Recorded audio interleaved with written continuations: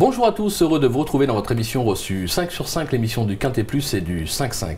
Pour m'accompagner aujourd'hui, Stéphanie Chastain. Bonjour Stéphanie. Bonjour Philippe, bonjour à tous. Stéphanie, superbe course dimanche à Auteuil, la grande course de haie d'Auteuil, un groupe 1 pour 5 ans et plus, 5100 mètres.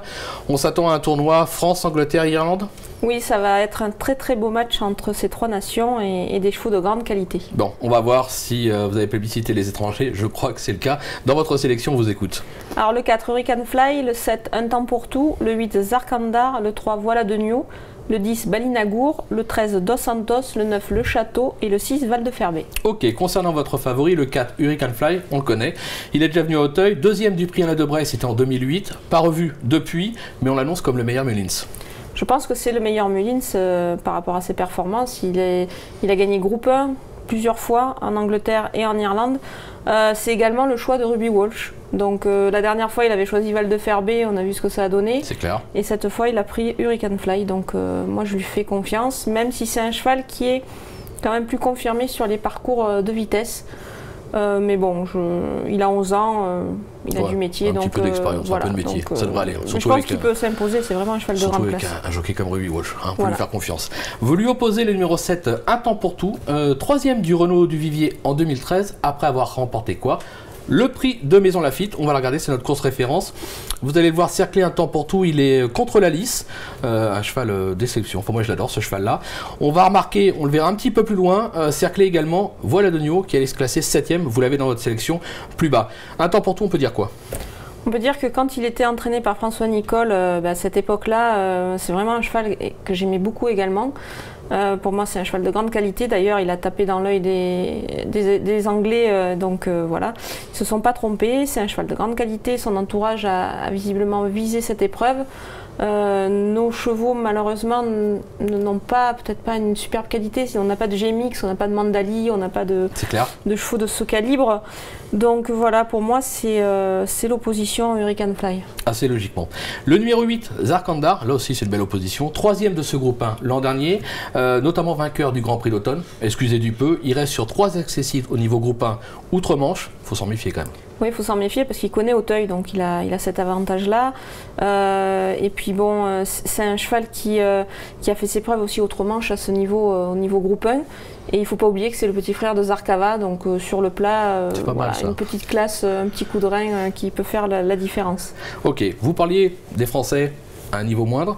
Moi, je me méfierais quand même du numéro 3, Voilà de Nio, parce que c'est un cheval qui, on ne connaît pas ses limites. Invaincu sur les balais d'Auteuil cette année. Il vient de l'emporter dans le prix Léon Rambaud, un groupe 2. Attention, il y a des ambitions quand même. C'est vrai, pardon. Allez-y, je vous en prie. Non, je dis c'est vrai qu'il a remporté la course référence, enfin une des courses références, le prix Léon Rambaud. Et c'est vraiment un petit cheval que j'adore. Ouais, mais justement, je voulais qu'on écoute Guy de Nio, on va le faire après, je voulais le faire avant. Guy de Nio, Emmanuel Rivon a été à sa rencontre, il va nous parler des ambitions de ce numéro 3, Voilà de Nio. On l'écoute. Ouais, on n'a pas été un peu surpris parce que la façon comment il l'a fait, parce qu'il est reparti, il a mis un coup de rein pour la dernière. Mais le cheval est resté bien, moi je me fais plaisir un petit peu. Enfin, c'est la même catégorie, enfin c'est la même catégorie, mais encore bien meilleur. Vous faites plaisir, mais en fin d'année dernière, vous aviez quand même dit que c'était l'objectif, la grande course de haie. Ouais, oui, mais des fois, tu dis ça, puis tu peux te tromper, et puis tu racontes des conneries. Mais là, bon, c'est vrai que là, on y est, là. Le cheval est bien, les trucs, tous les feux sont verts, le cheval paraît pas mal, et puis on verra. Bon, on l'aura compris, hein, ça se fétiche un tout petit peu dans le clan de Guy de Nio, mais il y croit, sincèrement il y croit, c'est assez logique. C'est assez logique d'y croire, il a vraiment réalisé une belle performance la dernière fois, on voulait le voir un petit peu à ce niveau, et ben on a vu, moi c'est un cheval que j'adore, mais j'ai peur qu'il... Je pense que les Anglais sont plus durs et plus expérimentés. Maintenant, une victoire de sa part, ça me ferait vraiment très plaisir. C'est clair, donc quoi qu'il arrive, on va le pousser. En 5e position, le 10, Balinagour, qui vient de se rappeler à notre bon souvenir, qui vient, on va dire même de surprendre en remportant la Barca. On peut en attendre une confirmation ? Oui, sur ce qu'il a fait, je vois pas pourquoi il ne répéterait pas. Moi, j'étais un peu surprise parce que pour moi, c'était plus un cheval de steeple. C'est clair. Très bon cheval de steeple, hein, puisqu'il a des références vraiment très bonnes en Angleterre. Voilà, il est un peu surpris, mais bon, je pense qu'il va répéter hein, plutôt pour une place. On ne peut pas l'écarter. Non. Avant de conclure, deux petites infos terrain supplémentaires. On va commencer avec Laurent Viel qui va nous parler de Défi d'Anjou, le numéro 1. C'était un regret. On l'écoute tout de suite. La Barca, c'était une préparatoire. La performance, c'est qu'il a, à mon avis, été un peu trop sur le mort. Mais Bertrand Lestrade avait les ordres déjà de ne pas être dur avec.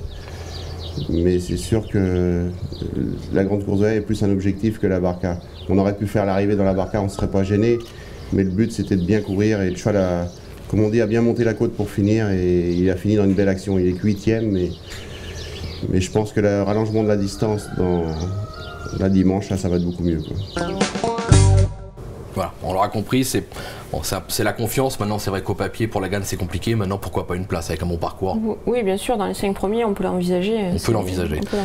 Maintenant, on va se faire plaisir. On va écouter Louisa Kerbery. Emmanuel Rivron a été à sa rencontre. Elle va nous parler de Rameur. Rameur, la dernière fois, on avait l'info exclusive. Il avait remporté le quintet à 25 contre 1. Rien que pour ça, on va l'écouter. C'est très rapide. Mais attention, s'il pleut, faudra pas barrer Rameur. On l'écoute. Ouais, c'était génial ce jour-là. Il a eu son terrain, sa distance, le poids était bien. Il y avait tout pour lui, mais c'est vrai que c'est un cheval qui méritait ça. Pour lui, il a 10 ans, c'est maintenant ou jamais un peu. Je pense qu'il a le droit d'être pas trop loin. Bon, cela dit, il y a des très très bons chevaux là-dedans. Hurricane Fly, Sarkonda, même Voilà de nouveau pour les Français, alors c'est pas évident. Voilà, donc juste un conseil, hein. Vous regardez le ciel, si vraiment il pleut, on le glisse sur son ticket. Si le terrain reste sec ou juste souple, ça va être vraiment très très compliqué. Stéphanie, merci pour toutes ces infos. On va se quitter avec une petite pépite, un gagnant. Un gagnant, j'espère, le 512 Hiroufikar As. C'est un cheval qui aurait pu courir le Grand Steeple de Paris. Maintenant, Jean-Paul Gallorini l'a estimé un petit peu tendre encore pour cette catégorie. Donc là, il l'a mis dans le prix des Drags. Moi, je pense que sur sa qualité, il est capable de faire galoper plus d'un cheval et peut-être de l'emporter. Ouais, et il y aura peut-être une cote parce que c'est pas le cheval de tout le monde. Stéphanie, merci pour toutes ces informations.